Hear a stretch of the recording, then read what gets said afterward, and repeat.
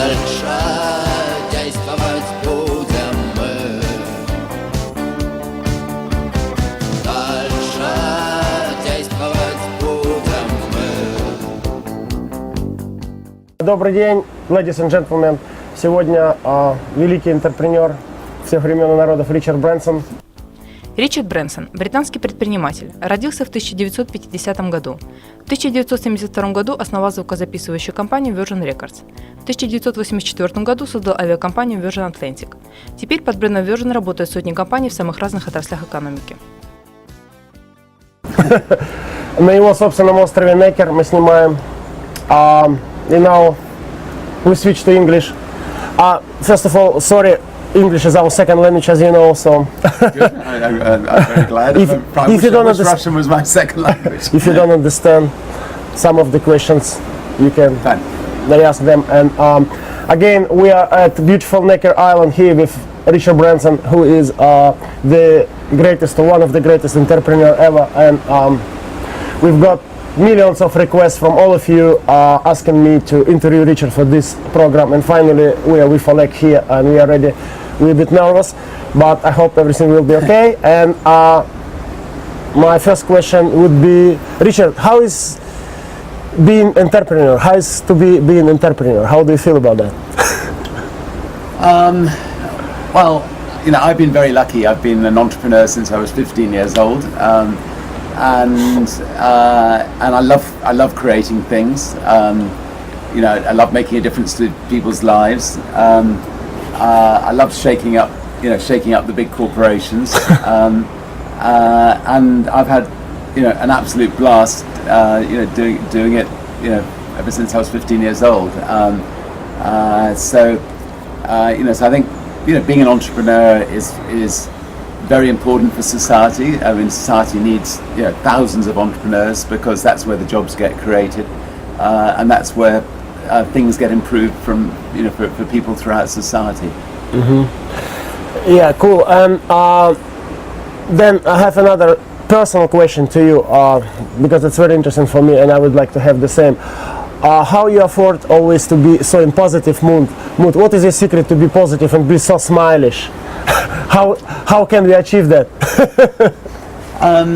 Well, first of all, obviously, because I'm here 1 week with Richard, and Oleg can confirm, Richard has been smiling throughout the day, throughout the night, and I just don't know where he gets so much energy and so much optimism about the life.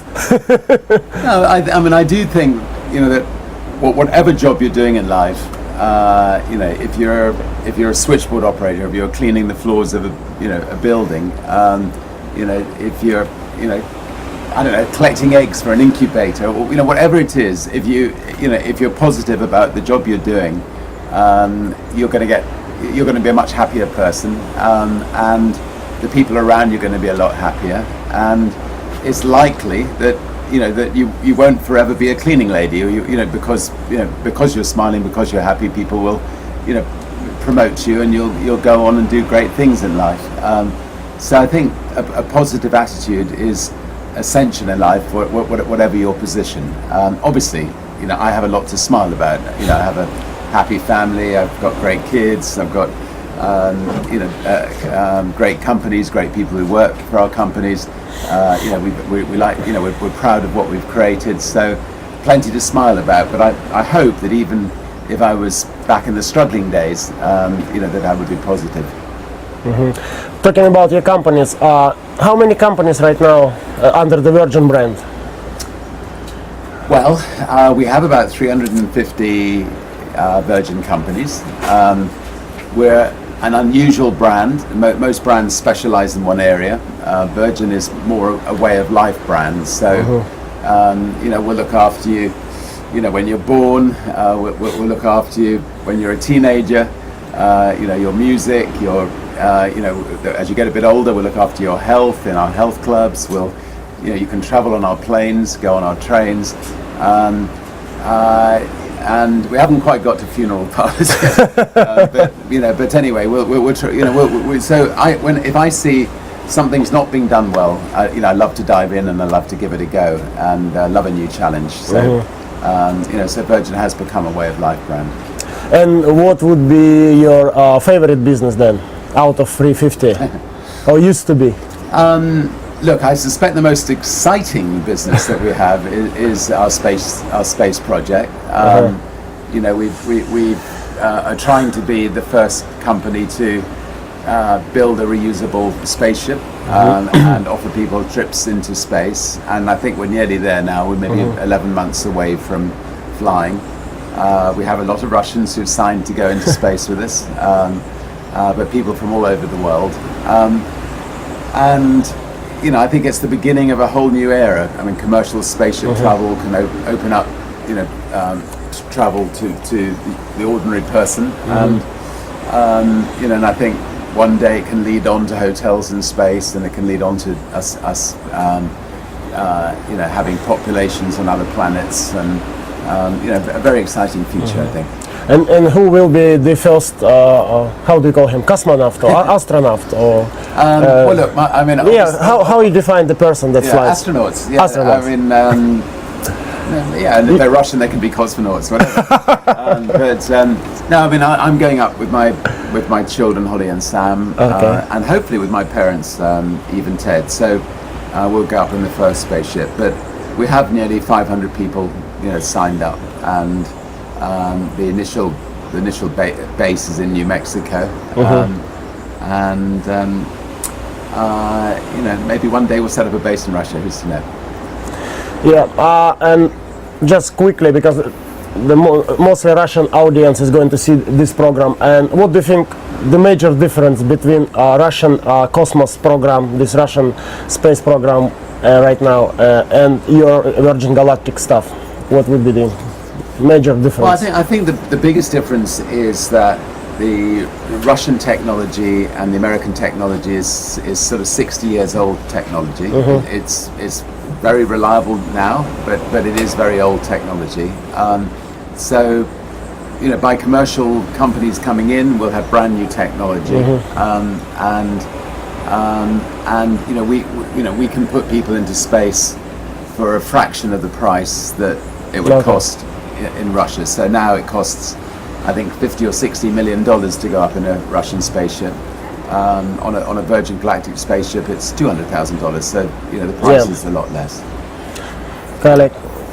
Richard, you are very popular in Russia now due to your books. And people, very many people want to know why did and do Virgin don't go to Russia to make a big business. Yeah, it's a good question, and I suspect we should be in Russia by now. You know, good friends, Oleg and others, have told me that we should be bringing the Virgin brand to Russia. And you know, if we see an obvious opening, you know, where we think the Virgin brand will do well in Russia, we will. But we need good partners, and maybe from this TV show we'll get some good partners. Who's to know? Maybe Alec will be such a partner. That would be wonderful. Virgin money. By the way, I know there was some story about you. Your very first experience with Soviet Union was with Virgin Atlantic, right? And I remember it didn't go so well. What was the story there? You don't remember? No, we used to. I think it didn't cover media. We were flying to Japan. And, with the stop fuel in Moscow, right? And we stopped on the way because, you know, because Russia wanted to get some money for overflying rights, so they made us stop. But that was good. We picked up some passengers, but it wasn't really a proper business. Okay, so it's not direct. Flight. Okay. Yeah, and what do you think you have missed yet in your life, or what do you think you did wrong? What you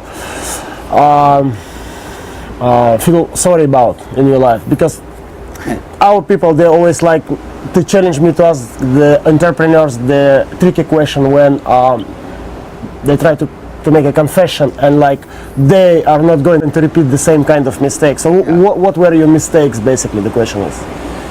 Well, look, I mean, you know, if you're an entrepreneur and you haven't made mistakes, you're not an entrepreneur. So a definition of an entrepreneur is to try things, sometimes to fall flat on the face, sometimes to succeed. And we've tried many things. I mean, we may have 350 companies, but I suspect we've tried 600 or 700 things, and some things have not worked out.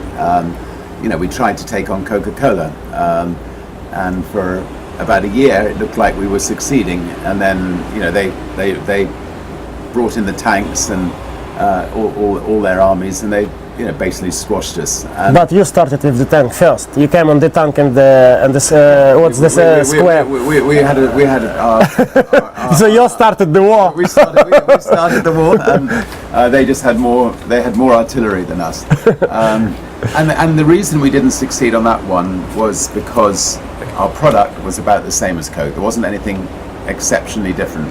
Whereas, say, when we took on British Airways with Virgin Atlantic, our product is much better than theirs, and therefore, although they sent the tanks in, people didn't desert us because they knew they got a better quality. So, I think the rule is make sure that you're much better than your competitors, and if you're much better, even although you may be smaller, you should be able to succeed. And many questions we've got, because I asked on my Twitter that I'm going to interview you, and I think half of the question were about your Formula One project. Here's the business with Russians, like Virgin, Marussia. By the way, we call it Marusia in Russia because it's a female name, Marusia. So overseas, I guess it's Marussia, right? No. So let's talk about Virgin Marussia, and how did you involve into the Formula One from the very beginning, and how it's evolved into this Virgin Marussia, and what do you feel about this partnership with these Russian guys and stuff? No, well, obviously, look, Russia's becoming interested in Formula One in a big way because you're going to have a circuit, Sochi, yeah. and that's going to make bring Formula One to Russia in a big way.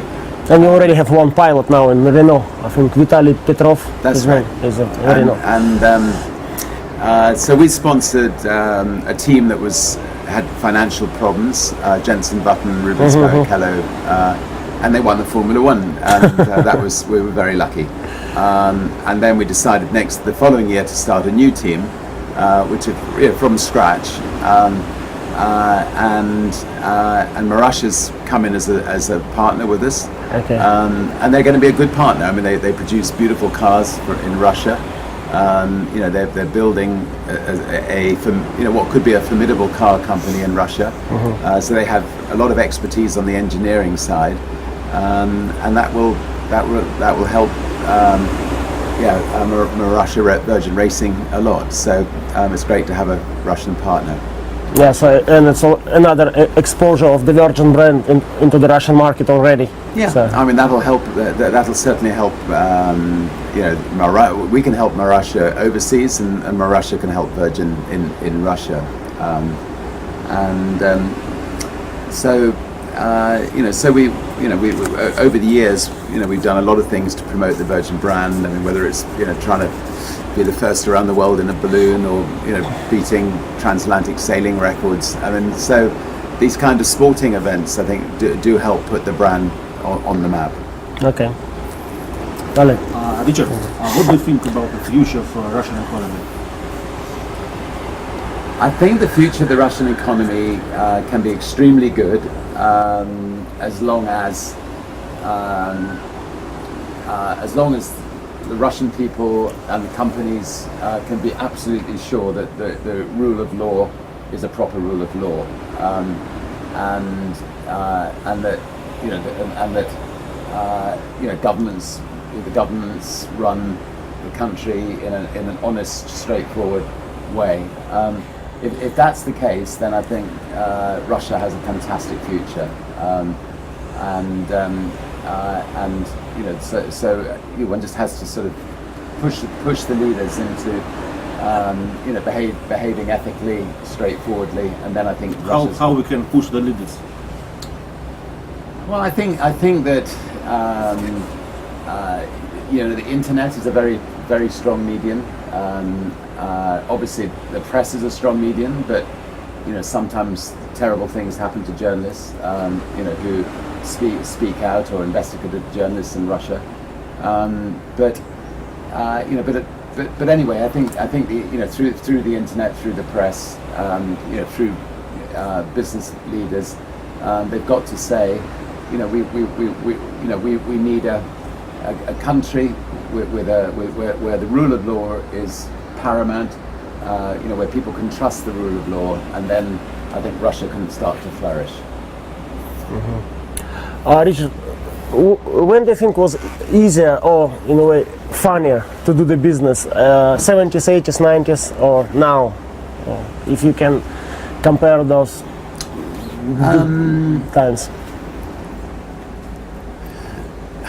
I think there's nothing that beats building a company from scratch. The early days of starting a company is obviously very exciting. It's like giving birth to a child. I mean, it's a tremendously exciting time in a company. Having said that, I mean, it's very tough. You're fighting to survive, and it may not be as enjoyable as one might imagine looking back on it.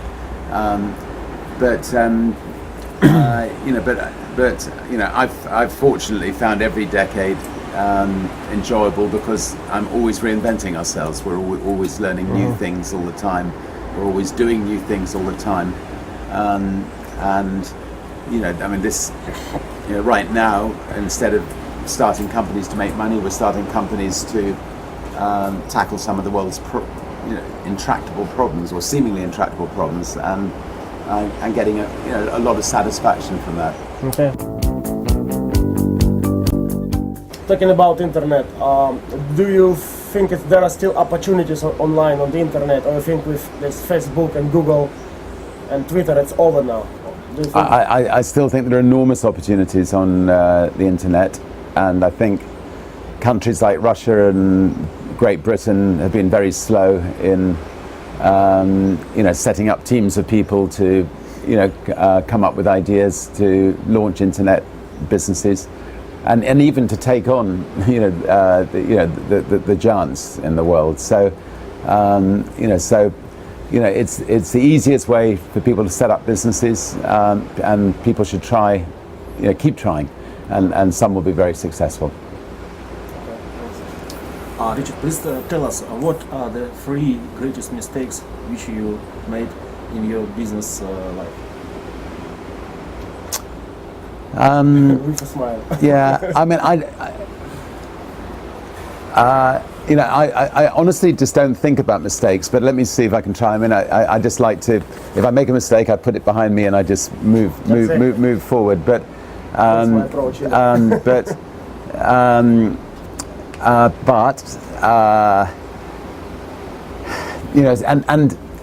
I mean, there have been musical bands that I've missed trying to sign, like Dire Straits. There have been companies that have fallen flat on their face, like Virgin Cola.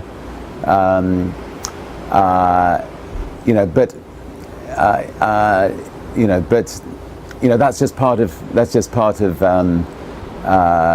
being an entrepreneur. You're going to have these things happening all the time. So I don't really see them as mistakes. They're just if you're an entrepreneur, that some things are not going to go right, some things are going to go right. Yes, and your fans are asking to return Virgin Cola to the shops in Russia. Good. Well, we'll keep trying. There. One more question. People asking you, is it better to start with a little thing or to start with a big thing? I think it's better to start with a small thing and build, because you can learn, you can learn from your mistakes that way. And if it doesn't work out, it's not going to be an absolute catastrophe. So, generally speaking, I would say start small and build from there. And actually, if the company gets too big, don't let it get too big. Cut it in two, and set up 2 companies. And if they get too big, cut them in 2 and have 4 companies. So, small is beautiful in business, and try not to create one massive empire. Keep lots of small units. The question from me is: do you agree with the estimation of your fortune of Forbes magazine? I don't know what Forbes says, but I think the sorry. All right, would be 3 minutes, 3 or 4 minutes. Well, Bring him up here. yeah, that's fine. I think that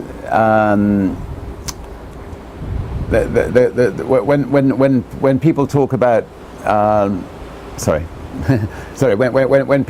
when people talk about somebody has a certain amount of wealth, it can be quite misleading, because wealth, if you use it properly, is there to create jobs, to tackle problems in the world, and I honestly don't think of the personal wealth I have. I mean, as far as I'm concerned, I'm lucky to have it, and I will put it to good use in doing good things in the world with it.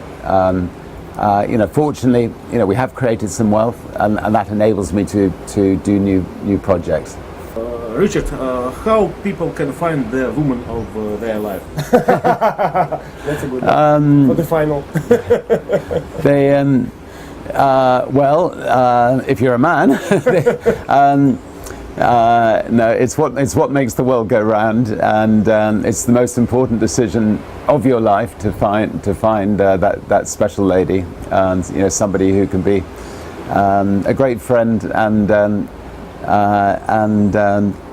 your greatest friend, and your greatest mother of your children. So important. I was lucky to find a great lady, Joan, and she's been a fantastic mother, and we're still great friends after 32 years. One more question. What is the great? How do you motivate your employers? What are the great know-hows of Richard Branson? I think the most important thing is look,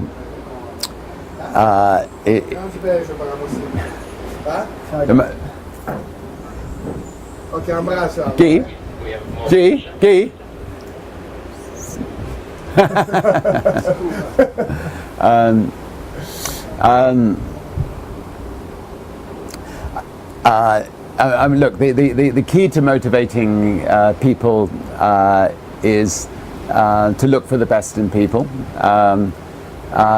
to lavish praise on people, not to criticize people, and to treat people like you would a flower. So a flower needs watering, and then it will flourish. People need praise; they will flourish. And I think that if you run a company where you have a highly motivated group of people who believe in what they're doing, who are appreciated, then it can be very successful. Okay. So, Richard, thank you very much, and thank you for your time. And guys, we've got to finish because we have now to swim before the lunch with Richard around the island. It's quite a swim, so you have to be ready. So thank you very much. Thank you for your time, Richard. Lovely. Okay, Kian. Thank you very much. Здравствуйте, вы только что просмотрели, на мой взгляд, одну, опять же, из самых интересных передач нашего цикла с Олегом «Бизнес-секреты». Про Ричарда мне особенно приятно и особенно трудно говорить, потому что очень трудно резюмировать сейчас уже, потому что прошло 2 недели, 3 недели, а голова уже забилась бизнесом. Многие хотели послушать Ричарда, и я думаю, что на самом деле интервью получилось достаточно короткое, с одной стороны, но с другой стороны очень познавательное. Он сказал, так сказать, что называется, самые основные вещи. Сок, он не стал растекаться по древу, и особенно, мне кажется, его заявления важны для начинающих предпринимателей, для людей, которые только хотят начать и становятся. Он очень впечатляющий. Он умеет воодушевлять и говорить правильные слова. Для тех, кто что-то не услышал вдруг в передаче и посчитает, что он ничего такого не сказал, я очень советую взять мышкой, протянуть на начало и еще раз посмотреть эту передачу. Я считаю, что она на самом деле очень глубокая, хотя на первый взгляд она может таковой и не покажется. И, конечно же, учите английский язык, потому что перевод не всегда дает точный смысл этого слова. Спасибо за то, что смотрите нашу передачу. Мы вас любим, стараемся приводить приглашать хороших гостей. Следующий гость будет всем известный вам Евгений Чичваркин. Вы его все ждете. Интервью с Евгением ровно через неделю. Здесь же. Спасибо за внимание. До свидания. Ну что сказать, Ричард Бренсон — это Ричард Бренсон, и гостей такого калибра, конечно, во всем мире очень мало. И мы очень рады, что он нас посетил, точнее, мы его посетили на острове Некер. Если вы до сих пор не читали книги Ричарда Бренсона, конечно же, возьмите в первую очередь книгу «Теряя невинность», «Losing My Virginity». И, наверное, в меньшей степени буду рекомендовать книгу «Обнаженный бизнес». Эта книга исключительно про бизнес и касается уже деталей операционной деятельности компании Ричарда Бренсона. Если вы хотите почитать про его жизнь, то это, конечно, книга «Теряя невинность». Поражает в Ричарде то, что он сочетает в себе амбициозность и такую бизнес-агрессию с позитивным отношением к миру и к людям. Вы видели, что он сказал по поводу сотрудников, которых надо мотивировать тем, что видеть в них самые хорошие черты. Мне кажется, это слова, которые многие российские предприниматели должны воспринять на свой счет. И мотивировать в России очень слабо умеют, на мой взгляд. И люди должны понять, что действительно все люди разные, и правильно видеть лучшие черты в своих сотрудниках и развивать эти черты, чем прессовать людей и добиваться от них того, чего они в принципе не могут сделать. Вот это, на мой взгляд, самый важный урок, который нам дал сегодня Ричард Бренсон. Спасибо.